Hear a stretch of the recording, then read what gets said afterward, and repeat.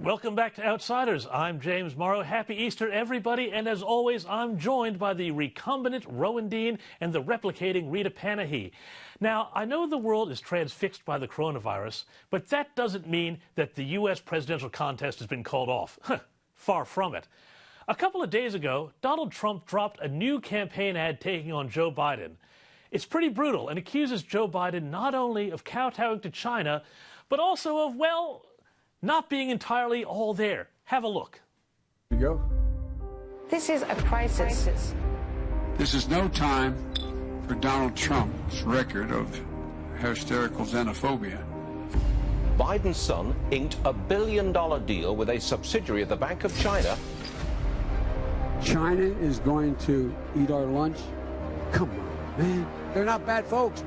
Since the outbreak, the Communist Party has been mobilizing overseas organizations to buy local supplies and send them to China.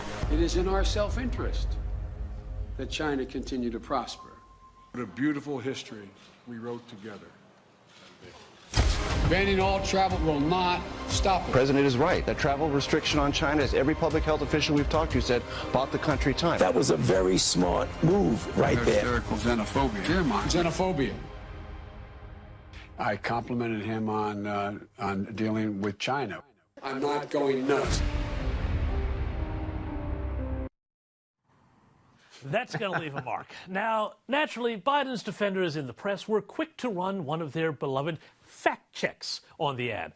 The Washington Post called it a complete and utter mess, and CNN called it deceptive. Well, what else are they going to say? Now, I'm not going to sit here and dissect the rights and wrongs of the ad, and there were some bits where he does go too far, particularly in suggesting that Washington State Governor Gary Locke, a Chinese-American, might actually be a Communist Party apparatchik.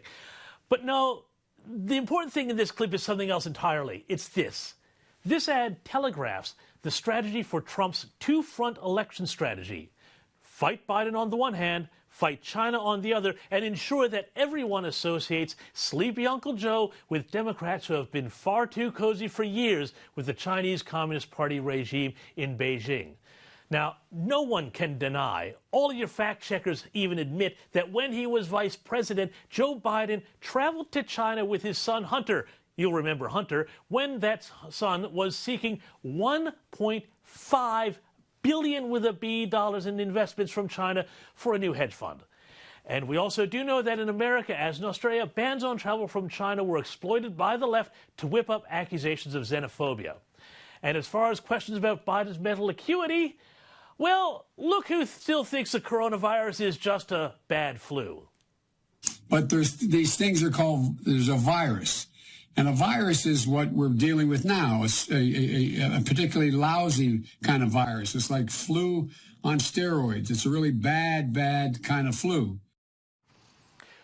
Whatever you say, big guy. Look, I wonder how long we are for the Democrats just telling Biden he's won the presidency and letting the party parachute in a new candidate. Anyone heard from Hillary Clinton lately?